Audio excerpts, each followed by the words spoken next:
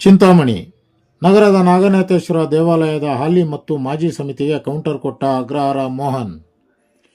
ಚಿಂತಾಮಣಿ ನಗರದಲ್ಲಿರುವ ಇತಿಹಾಸ ಪ್ರಸಿದ್ಧ ನಾಗನಾಥೇಶ್ವರ ದೇವಾಲಯದ ಅಭಿವೃದ್ಧಿಯನ್ನು ದತ್ತಿ ಇಲಾಖೆಯು ಕಾನೂನುಗಳ ಅನ್ವಯದಂತೆ ಮಾಡಲಿಲ್ಲ.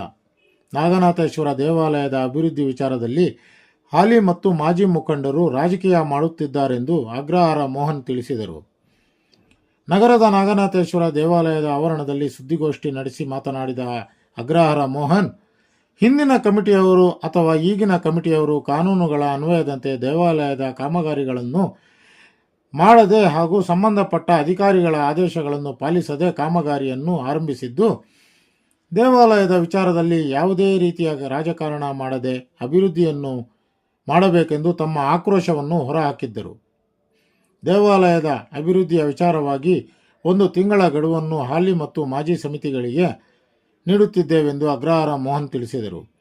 ಅಗ್ರಹಾರ ಮೋಹನ್, ಮುನಿರಾಜು, ಮೂರ್ತಿ, ಅಂಕಲ್, ಅರುಣ್, ರಮೇಶ್, ನಾರಾಯಣಪ್ಪ, ಮಂಜುನಾಥ್, ನಾರಾಯಣಸ್ವಾಮಿ, ವೀರಪ್ಪ, ಧನ, ಸೂರಿ, ನರೇಶ್, ರಾಜೇಶ್, ಅನಿಲ, ದರ್ಶನ್ ಹಾಜರಿದ್ದರು.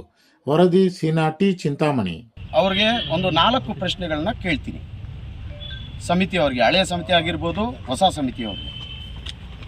ಶ್ರೀ ನಾಗನಾಥೇಶ್ವರ ದೇವಸ್ಥಾನ ಸುಮಾರು ವರ್ಷಗಳ ಪುರಾತನ ದೇವಸ್ಥಾನ ಆದಂಥ ದೇವಸ್ಥಾನಕ್ಕೆ ಒಂದು ಇತಿಹಾಸ ಇದೆ. ಆ ಇತಿಹಾಸನ ಇವರ ಪ್ರತಿಷ್ಠೆಗೆ, ಇವರ ಒಂದು ಸ್ವಾಯತ್ತತೆಗೆ ಹಾಳು ಮಾಡಿ ಇವತ್ತು ನಾಗನಾಥೇಶ್ವರ ದೇವಸ್ಥಾನನ ಹರಾಜಾಕಿ ದೇವಾಲಯಗಳಲ್ಲಿ ರಾಜಕಾರಣ ಮಾಡೋದು ತಪ್ಪು ಅಂತ ನಾವು ಸಾರ್ವಜನಿಕರ ಪರವಾಗಿ ಅವರಿಗೆ ತಿಳಿಪಡಿಸ್ತೇನೆ ನಿಮ್ಮ ಮಾಧ್ಯಮದ ಮುಖಾಂತರ. ಮೊದಲನೇದಾಗಿ 2018-19ರಲ್ಲಿ ಹಳೆಯ ಸಮಿತಿಯವರು ಒಂದು ಸಮಿತಿ ನಿರ್ಮಾಣ ಮಾಡಿಕೊಂಡ್ರು. ಈ ದೇವಸ್ಥಾನನ ಬೇರೆ ರೀತಿ ವಿನ್ಯಾಸ ಮಾಡಿ ಸಾರ್ವಜನಿಕರಿಗೆ ತೋರಿಸ್ಬೇಕು, ಒಳ್ಳೆಯ ದೇವಸ್ಥಾನ ಮಾಡಬೇಕು ಅನ್ನೋ ಉದ್ದೇಶದಿಂದ ಆ ಅನುಮತಿ ಪಡೆದಾಗ ನಿಮಗೆ ಜಿಲ್ಲಾಧಿಕಾರಿಗಳು, ಉಪವಿಭಾಗಾಧಿಕಾರಿಗಳು, ಚಿಂತಾಮಣಿ ತಹಸೀಲ್ದಾರರು, ಆಗಿನ ಅಧಿಕಾರಿಗಳು ನಿಮಗೆ ಯಾವ ರೀತಿಯಾದಂಥ ನಿಯಮಾನುಸಾರ ದೇವಸ್ಥಾನ ಜೀರ್ಣೋದ್ಧಾರ ಮಾಡಬೇಕು ಅಂತ ಹೇಳಿದ್ದಾರೆ ನಿಮಗೆ ಅನುಮತಿ ಪತ್ರದಲ್ಲಿ. ನಿಮ್ಮ ಮಾನದಂಡಗಳೇನು, ಆಗಿನ ಸಮಿತಿಯವರಿಗೆ ಮಾನದಂಡಗಳೇನು. ಅದೇ ರೀತಿ 2019ರಲ್ಲಿ ಇಲ್ಲಿ ಸುಮಾರು ಜನ ಸೇರಿ ಪೂಜೆ ಪುನಸ್ಕಾರಗಳು, ಕೈಂಕಾರಗಳು ಮಾಡಿ ಶಿಥಿಲ ಮಾಡಿ ಇಲ್ಲಿ ದೇವಸ್ಥಾನ ನಿರ್ಮಾಣಕ್ಕೆ ಕಾಮಗಾರಿಗೆ ಪ್ರಾರಂಭ ಮಾಡಿದ್ರು.